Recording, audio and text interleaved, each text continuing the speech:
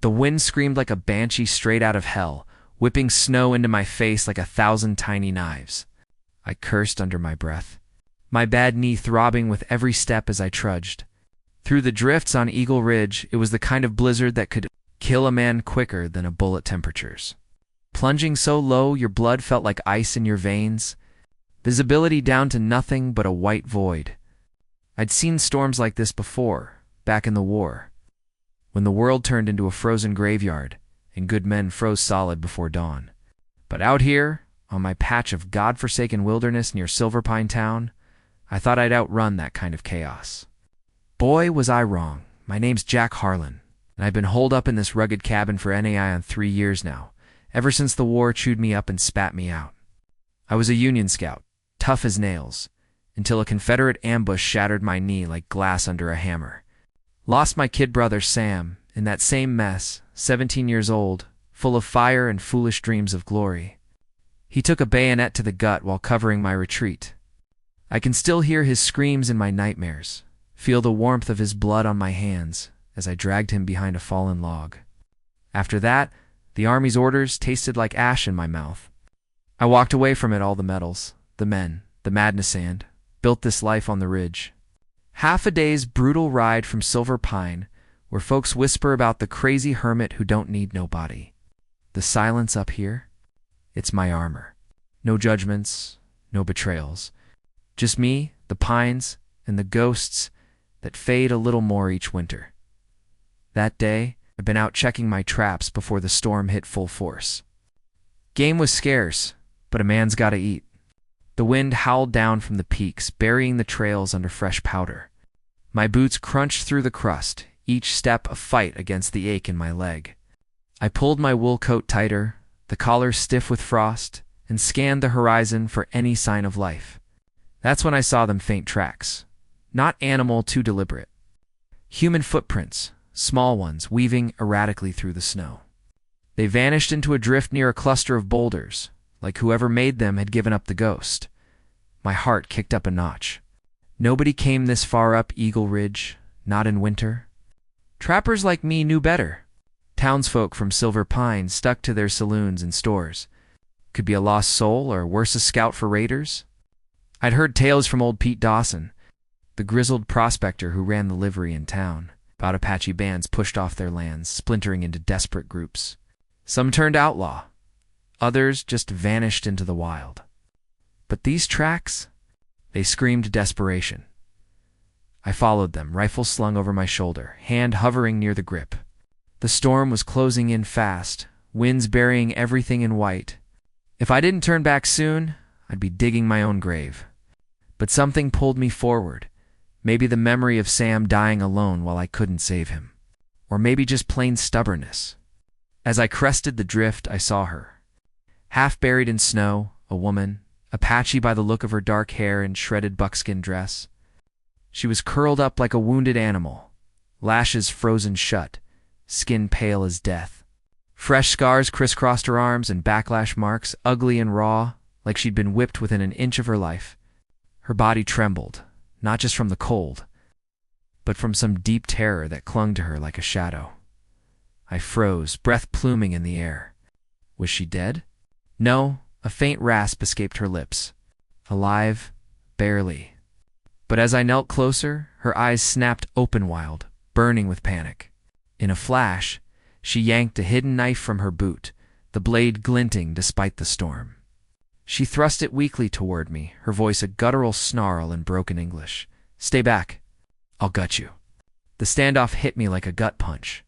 Here I was, a scarred-up veteran, in the middle of nowhere, facing down a half-frozen woman who looked like she'd clawed her way out of hell. My mind raced pursuers. Bounty hunters? Or was this a trap, her playing bait for some gang hiding in the trees?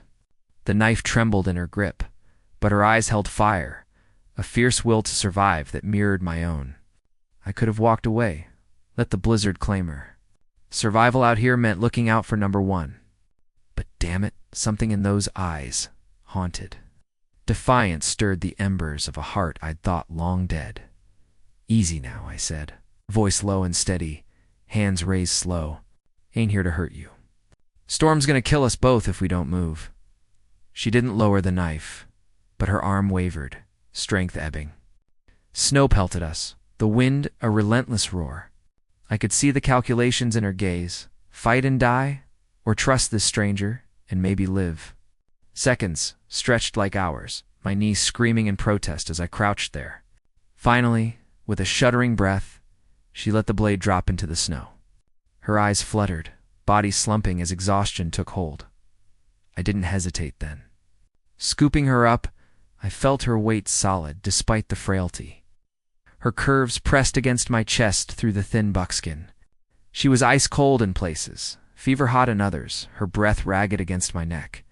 My bad leg buckled once, sending us both tumbling into a drift, but I gritted my teeth and pushed on. The cabin was a mile off, maybe less, but in this whiteout, it felt like crossing the Rockies. Visibility dropped to arm's length. Paths vanished under fresh snow. Wolves howled in the distance, drawn by the scent of weakness. My mind flashed to Sam again how I'd failed him. Not this time. Not if I could help it. By the time we reached the cabin, I was damn near spent. Kicked the door open with my boot, the warmth from the banked fire hitting like a blessing. I laid her on the cot near the hearth, her body limp, snow melting off her in puddles. She stirred weakly, eyes cracking open to scan the room log walls. Sparse furnishings. My traps and tools hung like trophies. Distrust etched every line of her face. But she didn't fight as I peeled off her frozen boots, revealing frost-nipped toes. "Name's Jack," I muttered, more to fill the silence than anything. She didn't respond, just watched me like a cornered coyote. I stoked the fire high, flames crackling to life, casting shadows that danced across her scarred skin. Her dress was in tatters, exposing bruises and the curve of her thigh strong, resilient like she'd run for days. I averted my eyes, focusing on boiling snow for water, but my thoughts wandered. Who was she? What hell had spit her out into my storm? As I cleaned her wounds with a rag dipped in warm water, she flinched at my touch, a sharp intake of breath escaping her lips. Flashbacks must have hit her hard. I could see it in the way her body tensed, like expecting a blow. "Ain't gonna hurt you," I repeated, voice gruff but gentle. My hands, scarred from battles and blizzards, moved careful, wrapping linen around the worst gashes. She had lash marks, all right, fresh enough to sting, and older scars that spoke of a life no woman should endure. Tribal exile, maybe? I'd heard rumors from Pete Dawson and his drinking buddy, old Doc Ellis, and Silver Pine Apache clans, casting out women deemed cursed for bad omens. Failed raids, lost kin, spirits gone sour. Folks in town spat the word like poison, prejudices running deep as the mines. She didn't speak, testing me, her silence a fortress. I ladled out some stew venison and roots, nothing fancy, and set it beside her. She eyed it, suspicious, like it might be laced with arsenic. "Eat if you want," I said, backing off to my chair by the fire. The storm raged outside, shutters rattling like angry spirits. Inside, the quiet stretched, broken only by the pop of logs. Finally, she reached for the bowl, small bites at first, then hungrier, like she hadn't seen food in days. Pride kept her from wolfing it down, but hunger won out. That night, as the blizzard howled on, I lay on the floor, wrapped in my blanket, rifle close. Sleep didn't come easy. My knee ached, and my mind churned with questions. Who was chasing her? Would they track her here? And why the hell did I care? I'd built this life to shut out the world, but here she was, cracking the door open. In the dim firelight, I watched her breathe, her chest rising slow, and felt a tug in my gut, something raw, protective. Like the brotherly instinct I'd buried with Sam, dawn broke pale and weak, the storm easing to flurries. She was awake when I stirred, eyes fixed on the embers. I tossed more wood on the fire, the heat pushing back the chill. "You speak English?" I asked, pouring water into the kettle. She nodded once, hesitant, like admitting it cost her something. It did mean she wasn't just some wild thing, but a woman with a story. Maybe one that crossed paths with mine in ways I couldn't yet see. I fried up some jerky and eggs, splitting it onto plates. She took hers without a word, but her eyes flicked to my limp as I moved. Curiosity there, mirroring my own. Got it in the war, I said, unprompted, rubbing my knee. Ambush. Lost my brother too. The words hung heavy. A confession I hadn't made to anyone since leaving the army. Why her? Maybe because she looked like she'd lost everything too. She ate in silence. But when she finished, she whispered, Nita. Her name accented soft, like a secret shared. It settled something in me, made her real. Over the next days, as the snow piled high outside, we fell into a rhythm. I'd clean her wounds morning and night, ignoring her gasps as I dabbed at the gashes. Her skin was warming, color returning, but those scars, physical and otherwise, ran deep. She'd flinch less each time, her eyes softening from terror to wariness. Despite the pain, Nita wasn't one to lie idle.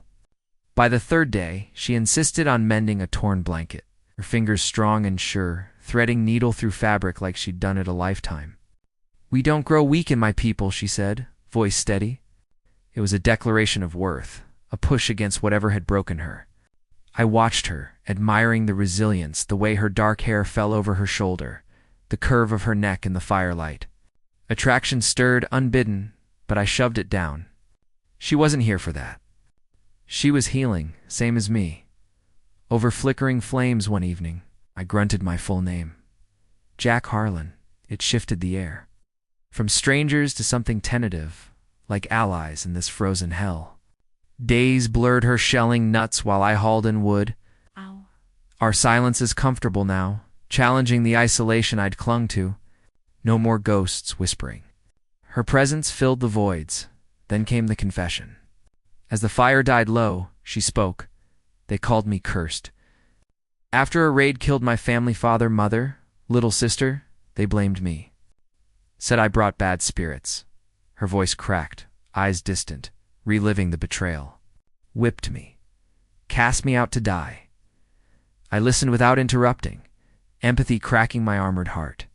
Prejudices like that ran rampant in Silver Pine, folks like Pete and Doc spinning yarns about savage Apaches. Fearing what they didn't understand. But here, in my cabin, it was just us. Two souls scarred by loss. You're safe here, I vowed, voice rough with sincerity. It planted seeds of trust, defying the world's scorn. To prove it, I offered my worn flannel shirt, rough cotton, warm from the hearth to replace her rags. She took it, fingers brushing mine, covering her bruises and stirring something unspoken. I glimpsed her form resilient, curved in ways that spoke of strength and softness, but averted my eyes, respecting boundaries. She noted my broad shoulders, my quiet strength, a subtle pull drawing us closer. When the storm finally broke, Nita stepped out for fresh air, leaning on a makeshift crutch I'd carved. I shadowed her, not hovering, but close. Our talk turned to Losasam's death, her kin's raid-forging emotional ties that tugged at my heart.